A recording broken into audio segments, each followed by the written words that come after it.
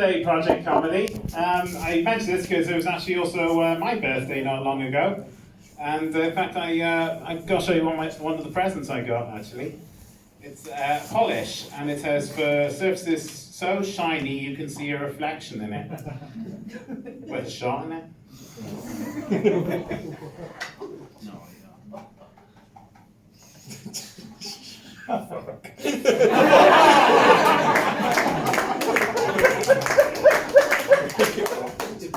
Can you see your reflections now? Well, it's always good to reflect on things, isn't it? Yeah, I should mention, as you probably guessed, I'm balding right now. In fact, I use a special. Oh, thank you for the round of applause for my.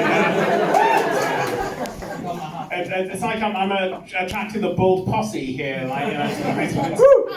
But I'm balding. I use a special shampoo now. You probably used it. It's called Why Bother. I once tried to audition. I'm also an actor as well as a comedian. I once tried to audition for a L'Oreal advert, but they didn't accept my audition because it's worthless.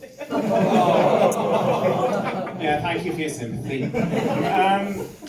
I remember actually one time I also spoke to my dad, and he told me an old wives' tale. You've heard of old wives' tales, haven't you? The classic one is, every time I don't believe in fairies, a fairy dies. Oh, there goes another one. But the one he told me was, every time you tell a pun, a bit of your hair dies. Well, that's me and Ian Clark, well and truly fat. And by doing that joke, I probably ruined my chances of getting on this gig again, I think. So anyway, actually I have quite a connection with Caerphilly, actually, because I was actually born in Caerphilly Miners Hospital in the year 1989, and which is the tail end of the 80s, and many people say, like, "Oh, Rich, do you remember the 80s? Oh, good old days, the 80s. Do you remember the 80s? Yes, considering I was a sperm for most of it, I have very fond memories of the 80s. In fact, you can literally say I came from the 80s. And honestly, I can't help telling puns, I can't help telling puns, because I find that the best jokes in life are a bit like the Invisible Man having a wank. They just come out of nowhere.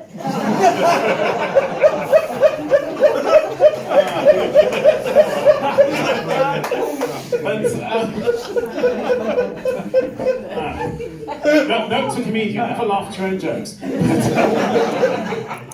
But anyway, I was born in Caerphilly Miners Hospital, and I was christened the name Richard. And yes, I know what you're thinking right now. I know what you're all thinking right now. Because, I mean, whenever the name Richard comes around, a certain four-letter word comes to mind. A certain four-letter word with the letters D, I, and K in it. Yes, I know, you guessed it. That word is, of course, kind. And I was also, when I was there, I was also diagnosed with Asperger's, which is a form of autism. Now, I don't need to mention this, but I just thought I should mention it so you can feel guilty every time you don't laugh at any of my jokes tonight. But so as I said, I've got Asperger's, or as I've heard it pronounced sometimes, Asperger's, as it were.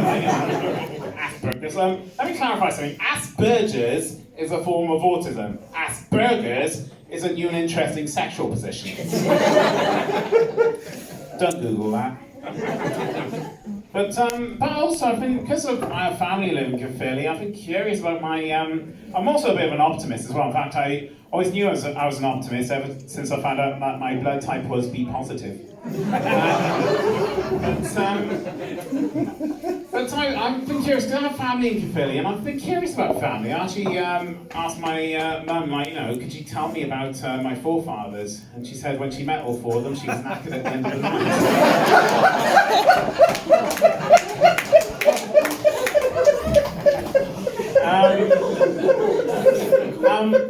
I did get better answers from my dad, well, all four of them, but and he said, like, oh yeah, son, I used to work in a prison. Oh really? What did you do? 25 years. I also had an antisocial, but we don't talk much. And actually, the most interesting thing I found out about my family was in Portsmouth near Southampton. Apparently, some of my ancient ancestors, my distant ancestors, used to work as sailors, at the ports and with ships. So I'm proud to say right now, in Project Comedy, right now in Caerphilly, I've got a lot of seamen behind me. Yeah, I know the groan, but to be honest, that was bound to come up sooner or later. Yeah, milk the groan, milk the groan. But also, I've had additions to my family. I actually met my wife in Caerphilly, I did. I'm actually a married man. And, you soppy bastard. Yeah, I met my wife in Caerphilly. I should probably tell you about my wedding day, shouldn't I? Because it was so emotional that even the wedding cake was in tears.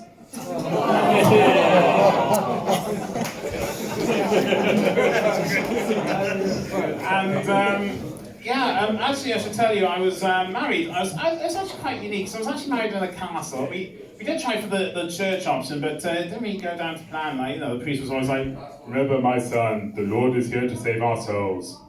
Okay, which arseholes does he want to save first? I see the 5 minute thing is up, which is a shame, really. It's a really shame, because I was going to do so many more jokes tonight. I was going to joke about my postman, but I couldn't deliver them very well. Hey! I was going to joke about Donald Trump and his wall, but I needed to build up to that one. I was even going to joke about this mask tonight, but I didn't want it to drag on. One more bombshell, thank you very much.